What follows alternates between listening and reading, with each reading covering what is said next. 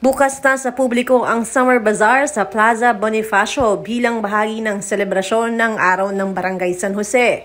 Matatagpuan ang may kabuuang 60 stalls na may iba't ibang paninda mula food at non-food items. Ayon sa mga organizers, abot kaya daw ang presyo ng mga produktong itinitinda dito. At sineselebrate ni Barangay San Jose ang Araw ng San Jose, kaya po meron tayong Summer Bazaar ngayon. Bale, we have 60 stalls.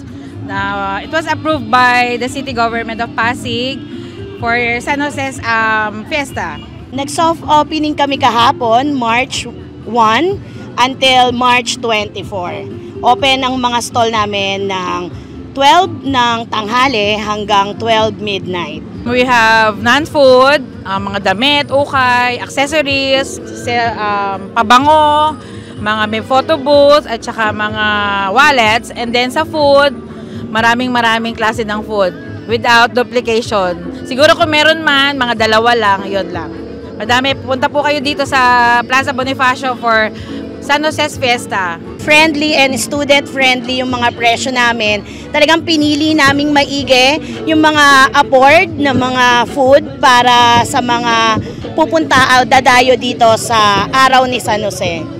Sa lahat po ng Pasigueño na nanonood, maraming salamat po kay iNews. Iniimbitahan po namin kayo sa selebrasyon ng Araw ni San Jose. Dito po siya located sa Plaza Bonifacio, Liner Park, Barangay San Jose. Open po kami ng March 1 to 24 ng 12 ng tanghali hanggang pong 12 midnight. Nabatid naman sa mga opisyal ng barangay na marami silang nakalatag na aktibidad para sa kanilang mga kabarangay sa pagdiriwang ng fiesta sa lugar. Samantalang isa sa mga layunin ng pagbubukas ng naturang bazaar ay upang palakasin at matulungan ang mga negosyante sa San Jose. Ginagawa po namin itong bazaar na to para sa parating na fiesta po ng San Jose.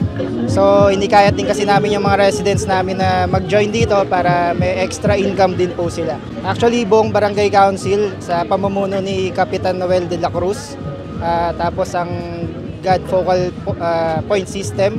So since nagli-lead po rito yung committee ni God, and then mga barangay staff. Po nag-dry run kami. So maganda naman yung naging outcome. So maraming tao dinudumog din. Tapos ngayon po yung magiging grand opening ng pinaka-bazaar. Siyempre, para ma-involve namin din yung mga residents, yun nga, extra income din sa kanila, and then magkaroon ng maraming activities para sa barangay. Dahil nga nalalapit na rin po yung fiesta ni San Jose. Marami kami naka-line up ngayon, siguro basahin ko na lang. Itong bazaar na to, from March 1 to 24, siya open. Then March 10 to 18, syempre may nobena kami para kay San Jose. Then March 16, may medical mission kami. Then may for the first time, magkakaroon kami ng Little Miss San Jose. So para to sa mga cute girls na mga bata sa San Jose, para magkaroon kami ng bagong activity, kumbaga. Ayan, and nakikita namin na magiging masaya to. Then March 17, of course, may SK Palarong Pinoy. Then Zumba event para sa in part with the celebration of Women's Month. Then March 18, may Timba Brigade kami. So mga kababaihan din ng San Jose ang lalahok dito. Kumbaga, empowerment ng women naman yung tema nito. Then mayroon din kaming amateur singing contest. Then on the day of fiesta mismo sa March 19, may Holy Mass kami, procession, and then Miss Gay, Kalawakan. Sinisikap ng buong council ng Barangay San Jose na mapaganda yung activity natin ngayong fiesta.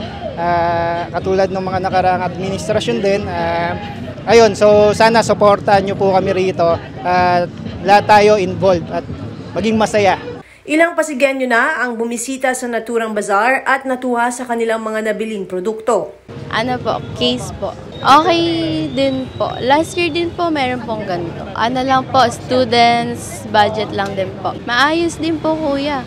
And maganda din po. Sa madami mabibili and affordable lang po. Naghanap pa lang po kami ngayon, pero kahapon po bumili po ako ng hikaw tsaka ng pares. Okay naman po kasi may ganito, kasi especially may school doon and labasan ng mga estudyante is nakakapunta dito para bumili. Mura naman yung mga pagkain nila, pero meron din naman mga pagkain na medyo mataas yung price. Pero syempre binibase nila yun sa kung ano yung binibenta nilang pagkain, and quality naman yung mga pagkain na binibenta, yung mga bagay na binibenta nila dito. Sa mga nag-organize nito, maganda kasi naging interesting siya, tsaka nakapukaw talaga ng mga atensyon. Especially makikita nyo ang daming tao talaga na pumupunta, and dito siya sa may gitna pa ng mga kung saan maraming pumupuntang tao. Inaanyayahan ng mga stall owners ang mamamayan na bisitahin at silipin ang bazaar. Mga cosmetics po, perfume po, tsaka mga damit bata at tsaka men and woman po na clothes. Okay naman po.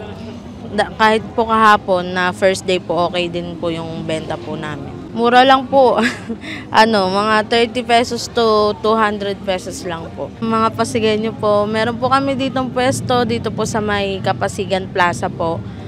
Pwede po kayong mag-walk-in dito anytime po. Bali, ang tinda po namin is yung Kitty Donut with Chucky Jelly, tsaka po yung ating street food na merong homemade cheese stick, homemade siomai, fries with drinks, at saka hotdog po. And then, syempre, specialty namin na scramble po. Okay naman po, malakas naman po, marami naman tao, na lahat naman po nabibilahan. Bali, si mini donut po is 4 pieces, 30 pesos, 8 pieces, 50 pesos po. Kay Chucky Jelly po natin is meron tayong 35 and 60 pesos po. And then, dito po sa kabila po, ang homemade cheese stick po natin, 30 pesos po, 5 pieces na siya. Zip po natin, 45 and 65 pesos po sa large po. Mga taga Pasig, open na po tayo ng 12 a.m. po until 12 p.m. din po. Avail na po yan dito sa atin sa Bonifacio, sa Plaza, sa Pasig po. Pwede na po kayo dito mag-crave ng ating mga pagkain po. Meron po kaming Pares Overload, meron din kaming lechon, tapos meron din kaming bulaklak. Only rice na kami, sir. Sa ngayon po, okay naman po. Ang Pares Overload po namin, 89 pesos. May kasama ng only rice at free drinks po. Sa mga taga-Pasigenyo po, kabarangay ko, maaari po kayo magpunta dito sa Kapasigan. Tikman po ang pinagmamalaki ng Quezon City na Pares Overload. Nagtitinda po kami dito ng fresh fruit juice, tapos meron din kaming cheesy overload hotdog sandwich, flavored fries, at saka mga kikiam and fishball. Okay naman po siya, maraming tao. Medyo tinatao po kami kahapon and then today din po. Fresh fruit juice po namin is buy one take one. 16 ounces po, 60 pesos. And then 80 pesos po yung 22 ounces po namin. Buy one take one din po yun. I'm inviting everyone to visit our food stall po here in Plaza Bonifacio po sa Pasig. We're selling po fresh fruit juice po and yung hotdog, cheesy overload sandwich po natin. Ang store po namin is 50 meals po. Meron po kami ngayong pork chop with rice, flavored chicken wings with rice, tsaka tapa, sisig, hotdog, mga ganun po. Okay naman po, kasi may mga suki na din kami dito from PLPN, parang yung mga taga-iba-ibang barangay din. Bali po lahat po dito is 50 pesos po siya. Lahat po, chicken wings with rice, pork chop with rice, tapa with rice, lahat po 50 pesos. Hello po, ini-invite ko po lahat ng Pasigenyo na pumunta po dito sa Plaza Bonifacio. Hanggang March 24 po kami dito. Opening po namin 3 p.m. hanggang 11 p.m. daily. Ayan, bisita lang po kayo dito. Marami po kayong makakainan dito. Ako si Luan Peñano para sa latest ng iNews Pasig.